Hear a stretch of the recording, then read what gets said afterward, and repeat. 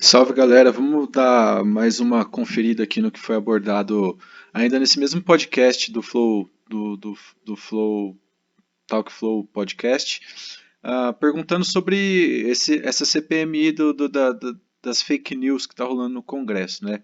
Então vamos dar uma analisada bem rápido aqui, bem acelerada no que eles estão discutindo, para eu fazer alguns comentários e explicar umas coisas que não foram entendidas aqui. Claro que nós vamos entender. Isso aqui tem um poder de influência enorme. Eu hoje participei, junto com o Arthur, só para dar o contraponto, da instalação da CPI de fake news. O uso de fake news nas eleições de 2018. Tem gente que não quer nem ouvir falar de fake news. Eu não sei porquê. Eu não tenho nenhum problema, eu não produzi fake news, eu não distribuí fake news, eu não contratei as fazendas de bolts, de trolls, blá blá. Mas tem gente que está preocupado. Cara, a Assembleia não vai discutir uma lei para proibir fake news. A Assembleia quer discutir se a fake news foi utilizada nas eleições. Só isso. E se foi correto, se não foi, se está errado, se está certo. Uhum. Mas há esse medo, né?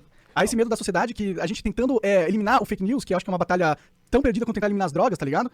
Você acaba criando ferramentas políticas pra você cercear a liberdade de expressão dos seus oponentes políticos. Ó, liberdade de expressão é uma coisa que nós precisamos defender sempre. Aqui, lá fora, em todo lugar. Agora, eu não posso me esconder atrás da liberdade de expressão pra falar o monarca, cara, pô, é o cara.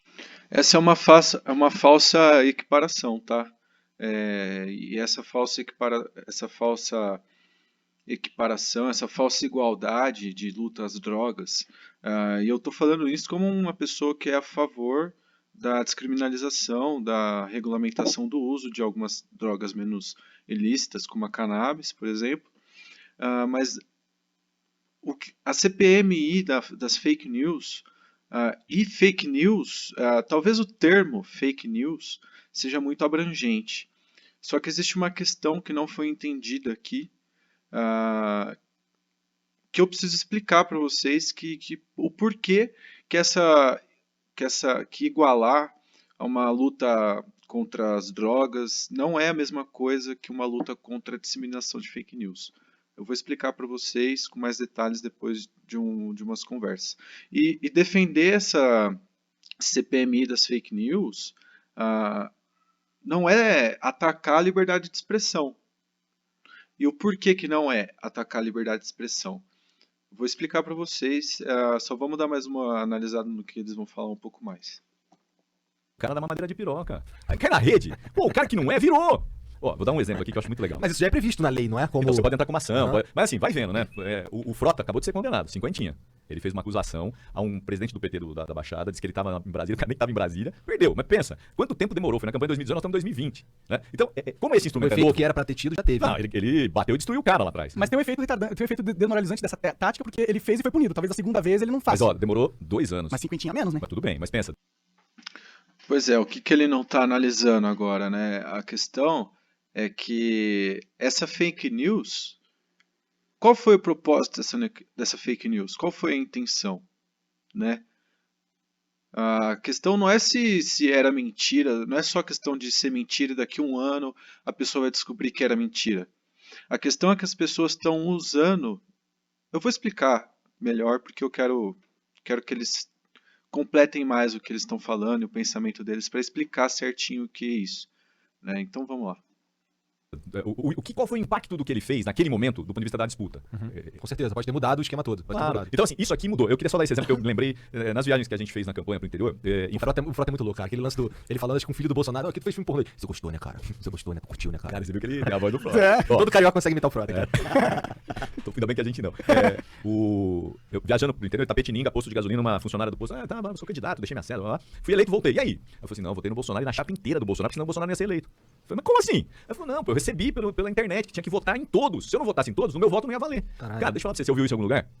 Não, né? Eu também eu não. não. Mas, cara, um monte de gente ouviu, porque ela votou pensando nisso. Então, esse tipo de coisa interferiu no resultado eleitoral. Com certeza, mas tipo, ok, a gente. Mas qual é a vibe da CPI? Ela pretende um dia se tornar algo. É exatamente isso que ele falou, né? Então, por que não é por que essa CPMI das fake news, a intenção dela, claro, eu não estou defendendo a CPMI, ela precisa tá sobre os olhos da população para ver se realmente não vai ter nenhum cerceamento ali na internet, a liberdade de expressão, Só que o que acontece? Você não pode usar a liberdade de expressão como uma desculpa para você difamar uma pessoa, para você assassinar a reputação de uma pessoa, para você acusar uma pessoa de racismo, uma pessoa de ter estuprado uma criança, um adolescente, ter matado alguém. Esse é o cerne da questão. E qual que é a outra questão que está sendo ignorada aqui? Por que, que a CPMI aborda essa questão das eleições? Porque a partir do momento que você tem uma ferramenta, o que, que aconteceu? A questão não é o Monark mais para frente nesse vídeo vai falar assim, pô, velho, eu até entendo assim a preocupação do Monark. Ele fala assim, pô, velho, mas se uma pessoa produz fake news na internet assim, ah, sem ser na maldade, aí ele vai lá e posta aquilo na internet e pronto, ele vai ser punido, vai ser preso por causa disso? Tem que ter dois pesos e duas medidas nisso daí, porque essa é uma hipótese. Mas o que fez com que a CPMI surgisse não foi isso, não é isso. É porque as notícias falsas, as fake news, estão sendo criadas de forma proposital para assassinar a reputação, destruir a imagem de oponentes políticos. Está sendo usado como uma arma de guerra política. E essa é a denúncia, entendeu? A denúncia é que a eleição de 2018 do Bolsonaro teve o auxílio de toda uma máquina estruturada e financiada para produzir fake news, assassinando a reputação de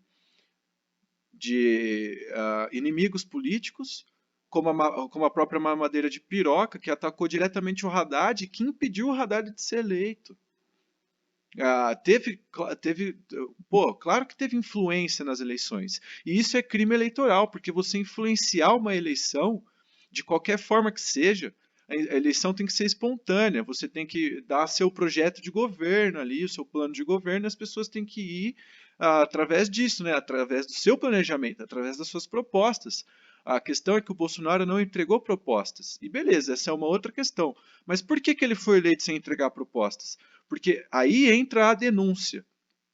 Porque ele tinha e ele tem uma máquina estruturada de pessoas parlamentares, toda uma equipe, locais, para produzir fake news e também disseminar essas fake news em massa, de forma assim, completamente em massa, atingindo as pessoas, as camadas menos politizadas, com narrativas que prejudiquem aqueles que eles queriam prejudicar e narrativas que beneficiavam o governo Bolsonaro e a sua candidatura e a sua personalidade, a sua imagem, né?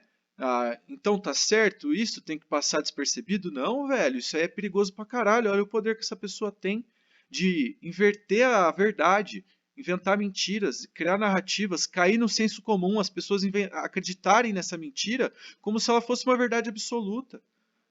A ponto de uma pessoa, muitas vezes, que não tem nada a ver com aquilo, um inimigo político, uma pessoa que está ali simplesmente disputando uma eleição, passar o resto da vida sendo acusado, entendido pelas pessoas, como um estuprador, por exemplo, como aconteceu.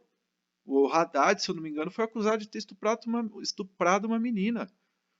Então, uma coisa é liberdade de expressão, outra coisa é você difamar, é você inventar mentiras acima da pessoa, é você assassinar a reputação dessa pessoa para perseguir e prejudicar politicamente essa pessoa e beneficiar a sua imagem politicamente para você se beneficiar numa eleição, por exemplo.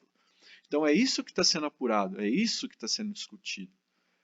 E é isso que vocês precisam entender, que vocês não entenderam aí no talk show aí, no Flow Podcast. E eu vi que o Monark postou no Twitter lá que, sei lá, alguma coisa de liberdade de expressão. Liberdade de ofender é liberdade de expressão. Liberdade de ofender é liberdade de expressão, mas você não tem liberdade. A liberdade, quem rege é a lei. A liberdade tem limites. E o limite é a lei. E você não pode difamar uma pessoa. Você não pode assassinar uma pessoa.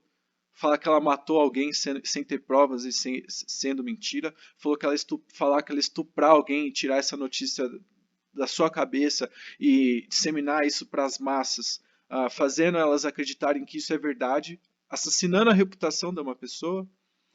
Daí daqui 3 anos a pessoa vai ser descoberto que era mentira, mas até aí, nesses 3 anos, o que essa pessoa não vai sofrer? Não pode sair na rua. E depois, só porque descobriu que é mentira, vai voltar a reputação dela ao normal? Não vai, não vai.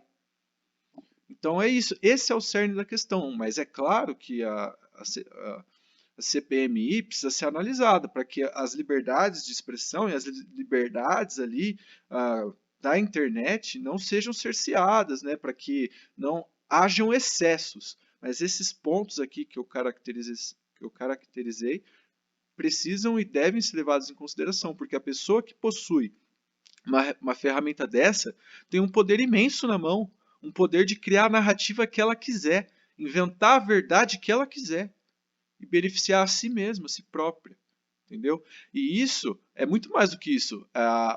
A denúncia diz que isso foi bancado e financiado por dinheiro público, de caixa 2 e de crime, de rachadinha e tudo mais.